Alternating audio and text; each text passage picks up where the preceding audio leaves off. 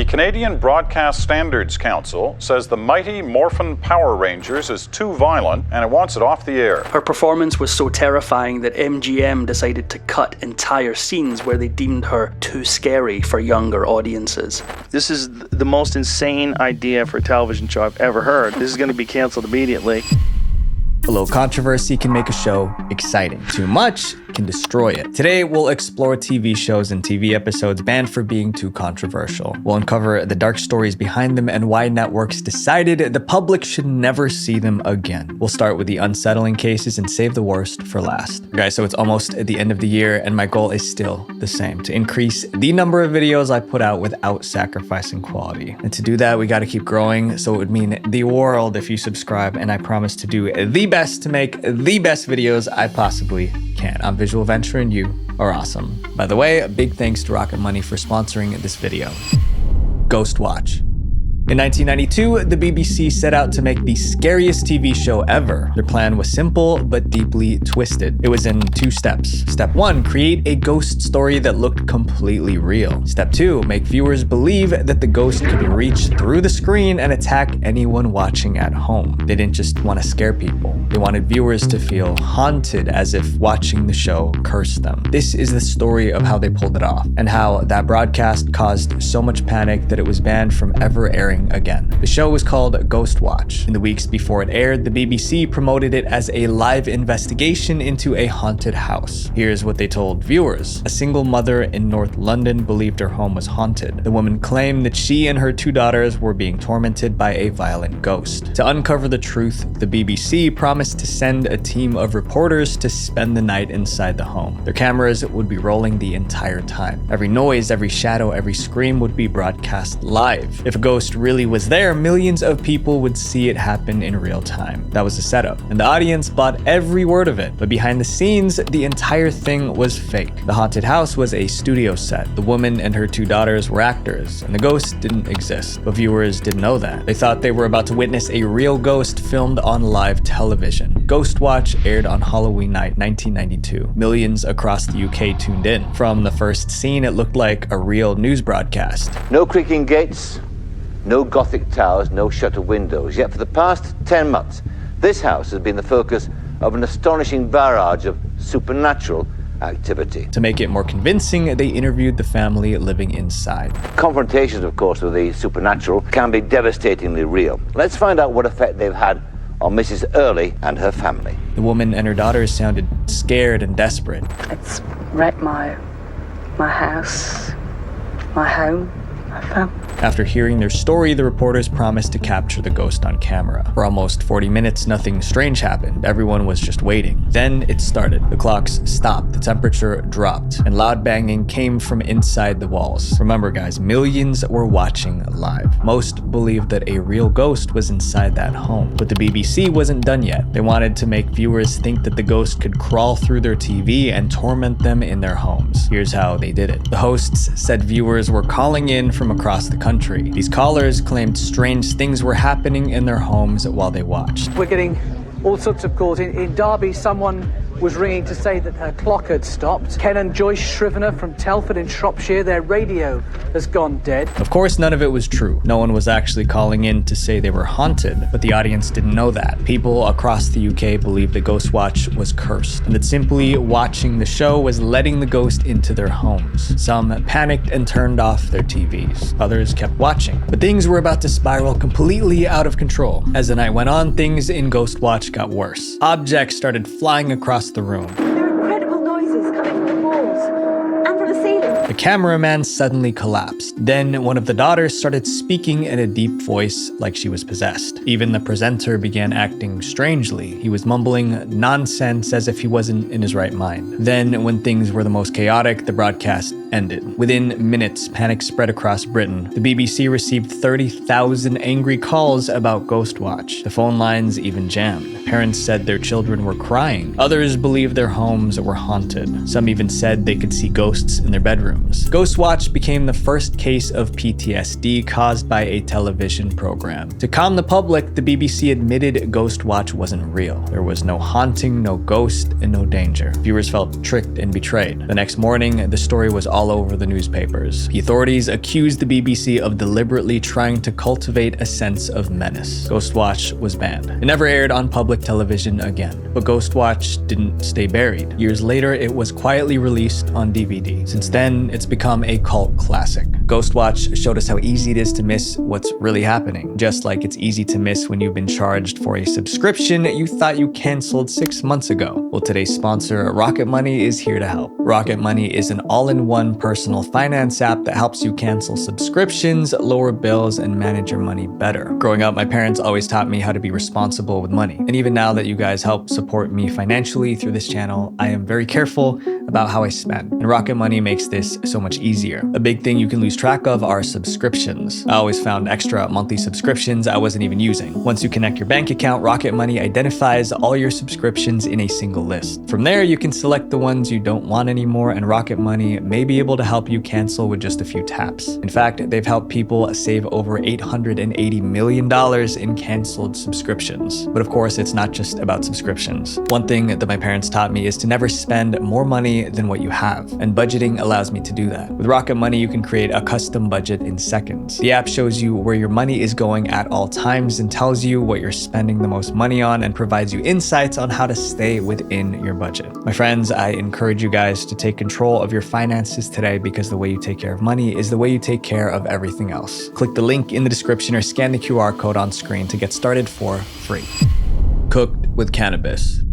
In 2020, Netflix released a new reality show about food. At first, nobody thought much about it. It was just another cooking competition. But one country saw it differently. To them, that show was a crime, and they did everything to make sure their citizens could never watch it. That show was named Cooked with Cannabis. For YouTube's sake, we'll call it Cooked with Grass. The concept was straightforward. 3 chefs stepped into the kitchen to compete. Each had to make their best 3-course meal. At the end, a panel of judges chose a winner. That winner walked away with $10,000. But there was one rule that made it unlike any other cooking show. Every meal had to include grass. Each episode, 3 expert cannabis chefs will prepare a 3-course cannabis-infused menu that will put their culinary skills to the ultimate test. The creators said it wasn't about promoting anything illegal. They simply wanted to take away the stigma around grass. It's really difficult to dismantle years of misconceptions and stigmas about marijuana. They wanted to prove that grass could be a legitimate cooking ingredient, not just a taboo topic. And in many ways, it succeeded. Chefs used grass in sauces, desserts, and main dishes. Judges scored them on creativity, taste, and presentation. Cooked with Cannabis premiered on Netflix in April 2020, and reviews were quite positive. Rotten Tomatoes gave it an 86%. Some viewers liked it so much they begged Netflix to make at least 10 seasons, but not everyone was impressed. The show appeared in the Netflix streaming library for millions of Singaporeans. When the Singaporean government saw it, they were furious, because in Singapore, grass isn't just controversial, it's one of the most serious crimes a person can commit. Singapore has some of the toughest substance laws in the world, and the punishments are severe. Carrying even the smallest amount of grass can lead to years in prison. Being caught with more than 1.1 pounds can mean the death penalty. These laws are strictly enforced. If you get caught with a set amount of drugs, you get hanged. Since 2022, Singapore has ended 15 people for substance-related offenses. So when Cooked with Cannabis appeared on Netflix, Singapore, it was more than controversial. It was encouraging people to break the law. The Singaporean government banned it immediately. They contacted Netflix and demanded that the show be taken down. Netflix agreed. Within days, the show vanished from Singapore's streaming library. After that, the government made a clear rule. Any show that promoted substances, even indirectly, would be banned in Singapore. This next story was so messy that the network was fined millions of dollars. Aqua Teen Hunger Force.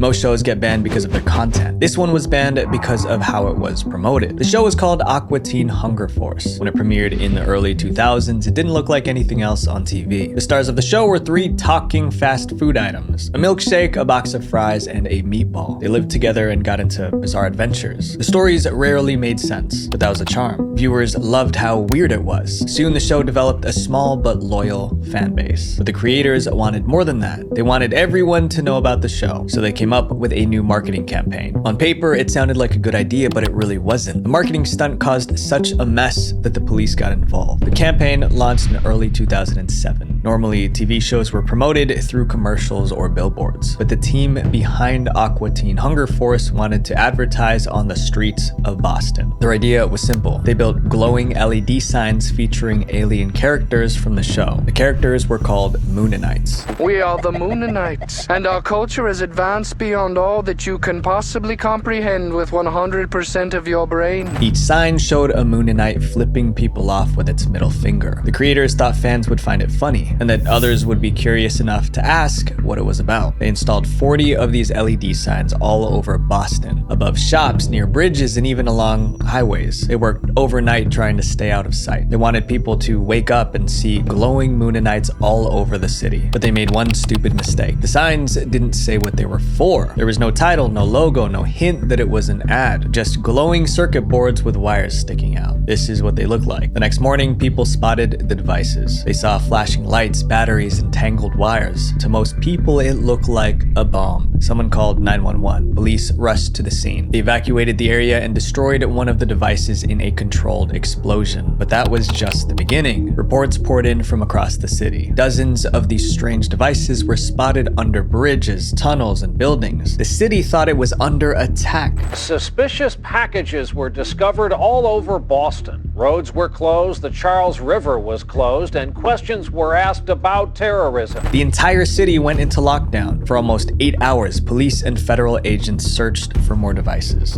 Boston police did shut down a bridge, several main roads, including an interstate, and stopped boat traffic on the Charles.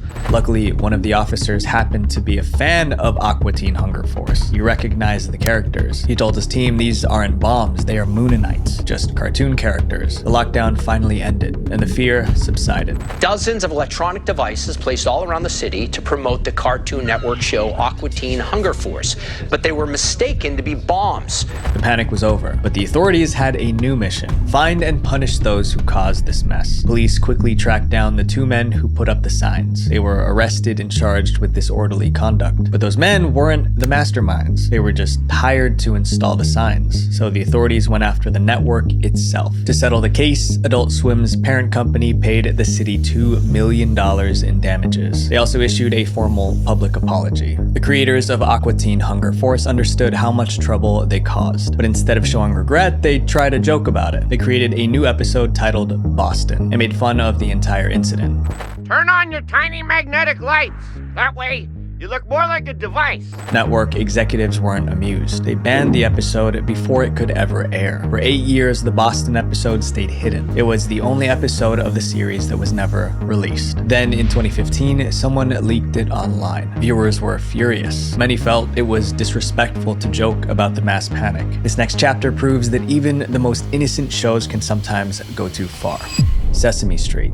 It's hard to imagine Sesame Street being disturbing. The show first aired in 1969, and it became a must-watch for children all over the world. Kids loved Big Bird, Elmo, and the other Muppets. But hidden in Sesame Street's history is one episode that almost ruined the show. It was titled Episode 847, and it aired in February 1976. The episode had a simple goal: teach kids about good manners. Producers wanted kids to learn that the best way to get something is by asking politely. But that message didn't go as planned. Instead of teaching kindness, episode 847 sent kids running from their TVs. The episode starts with a strange event. A broom falls from the sky. It lands in the hands of a boy named David. It turns out that the broom belongs to a witch, and she wants it back. Have the broom until you can't. Let me have it. You can't have the broom until you show me a little respect. Oh, yes, I can. Angry, the witch threatens to turn David into a basketball if he doesn't return it. I'll turn you into a basketball. Vote, vote, vote. The threats don't work. Frustrated, she disappears. I'll be back. Later, she returns with a new plan. This time, she disguises herself as an old woman, and instead of yelling, she decides to ask nicely. Please let me hold the broom. Certainly. And it works. She gets her broom back. I got it my broom, my broom. That was supposed to be the lesson. If you want something, be polite. Don't threaten people. The producers thought they did a good job, but they were wrong. That episode was about to cause a meltdown. As soon as the episode aired, chaos followed. The network was flooded with calls from angry parents. They said their children were crying, refusing to finish the episode because the witch was too scary. Her green skin, cackling voice, and threats frightened kids. Some were so scared they refused to watch Sesame Street ever again. To fix the problem, the actress who played the witch appeared on TV as herself. She wanted children to see she was just a regular person pretending to be scary. To know that you're a real lady who got dressed up to play this part. Oh, there's your old friend, the Wicked Witch of the West. But that didn't help. Parents continued to insist the episode was too frightening for children. So PBS pulled episode 847 from broadcast. It never aired on TV again. For decades, it was considered lost. But in 2022, someone leaked the full episode online. It's still floating around the internet. Anyone can find it with a quick search. This next show was connected to one of the worst tragedies in history, The Simpsons. Everyone knows The Simpsons. It's that cartoon that makes fun of everything. The show was designed to be a satirical depiction of American life. For over 30 years, it's poked fun at politics, celebrities, and pop culture. But in 1997, a few jokes backfired, and the public reaction was so intense that an entire episode had to be buried. The episode was called The City of New York versus Homer Simpson. It aired in September 1997 during the show's 9th season. The story began with Homer losing his car. After searching for months, he gave up and decided to build a new one himself. Homer, I don't want you driving around in a car you built yourself. One day, Homer received a letter from the authorities. Dear motorist, your vehicle is illegally parked in the borough of Manhattan. My vehicle! His missing car was sitting in New York City the whole time. Determined to get it back, Homer boarded a bus to Manhattan. But when he arrived at the big city, things became very frustrating. His car was clamped and buried under parking tickets. What the hell is this thing? Come up! The city drove him mad. The traffic, the crowds, the noise. Hey!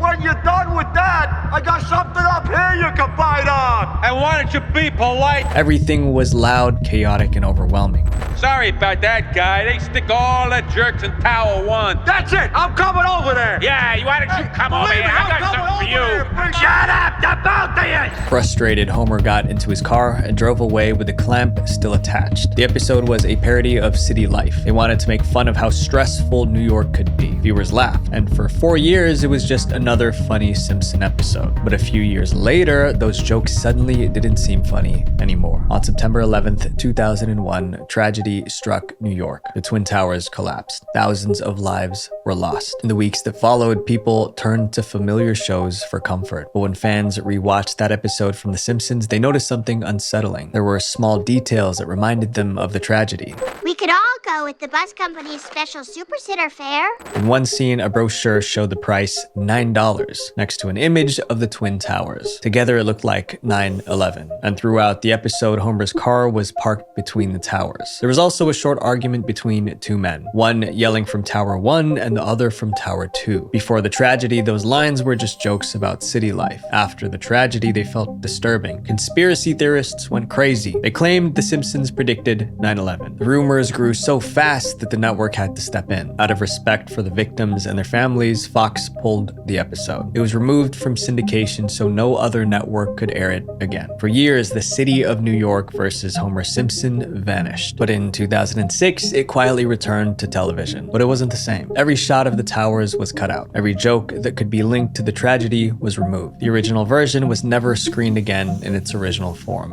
television. TV shows can inspire audiences, but this next one taught viewers a dangerous lesson. Mighty Morphin Power Rangers. If you grew up in the 1990s, you probably remember Mighty Morphin Power Rangers. It was about teenagers who transformed into superheroes to defend Earth from alien monsters, and it was my personal favorite. It's quite simple, my dear. This planet is under attack, and I have brought you here to save it. Oh, yeah, right. Kids were obsessed. They copied every kick and punch from the show, but parents were concerned. They thought the show made violence look fun. Some even wrote angry letters demanded it be taken off the air, but producers stood their ground. They said Power Rangers taught teamwork and bravery. They insisted kids knew it was just pretend, but soon a tragedy proved them wrong. In October 1994, 3 kids in Norway were playing after school. 2 of them pretended to be Power Rangers. They tried reenacting fight scenes from the show, but things got out of hand. By the time it was over, one of the kids passed away. It was a national tragedy. Parents blamed Power Rangers. They said it encouraged dangerous behavior, and this tragedy was their proof. Within days, the backlash spread around the world. The Canadian Broadcast Standards Council says the mighty Morphin Power Rangers is too violent and it wants it off the air. Norway, Sweden, Denmark, and New Zealand all banned the show. In Canada, it stayed on air, but the fight scenes were cut out. The bans lasted for years. Eventually, the show returned, but only after the creators agreed to tone down the violence in later versions. This next show was designed to be shocking. It's no wonder that they crossed a line. Fear Factor. In 2001, Fear Factor shook the world of reality TV. The show's concept was so extreme that even the host couldn't believe it. This is the most insane idea for a television show I've ever heard. This is going to be canceled immediately. Each episode featured ordinary people facing their worst fears for a chance to win $50,000. One week, contestants jumped off skyscrapers. The next, they were buried alive. And sometimes they ate things too disgusting to describe. I'm Joe Rogan. This is Fear Factor. The stunts you're about to see were all designed and supervised by trained professionals. They are extremely dangerous and should not be attempted by anyone, anywhere, anytime. Fear Factor became a cultural phenomenon. Millions tuned in every week. But over time, viewers got used to the stunts. The shock value faded and the ratings dropped. Eventually, the show went off the air. Then in 2011, producers brought it all back. They wanted the new season to push the limits of what people could handle. But what they created was so disturbing, it got Fear Factor banned. The episode was titled Hee Haw, Hee Haw. It started with the host explaining the rules. To stare fear in the eye, compete for $50,000. Now to win the money, you're gonna have to complete 3 extreme stunts. Stunts that'll not only test you physically, but mentally as well. The first stunt was tough but doable. Contestants walked across a platform lined with electrified wires. Each step sent small shocks through their body. Then came the second stunt. That's what caused all the trouble. Contestants were given large jugs of mystery liquid. At first, they thought it was some strange protein shake. Then the host revealed the truth. It came from a donkey. Everyone on set was horrified. Even the camera crew got sick. The episode was filmed, edited, and submitted for approval. But when network executives saw it, they were disgusted. They felt this was too much for TV. The episode was banned immediately. It never aired on television, not even once. But that wasn't the end of the controversy. A few months later, one of the contestants spoke out about the Hee Haw challenge on a podcast. Oh, it smells. It's so bitter. It's the biggest thing you can ever imagine, and it has, a little hint of hay. Around the same time, the episode leaked online. People finally saw the challenge, and almost all the reactions were negative. One viewer wrote, "This is not even a fear anymore. This is literally sick." The backlash was massive. A few months later, NBC canceled Fear Factor. Many believe the Hee Haw scandal was the reason. To this day, that episode has never been officially released, but the leaked clips are still on YouTube. It's a disturbing reminder of how far reality TV once went for shock value. Videos have the power to entertain, to educate, to inspire, but they also have the power to harm. And these shows are proof that entertainment without limits can cause damage. So my friends, choose what you watch wisely. Visual Venture. Wait, before you guys go, I have a 1 hour and 45 minute long video talking about media banned for being too controversial. I talk about everything from movies to documentaries to games to even YouTube videos and channels that were all banned for being too controversial, all in one video. Click here to watch it. Love you guys. Peace.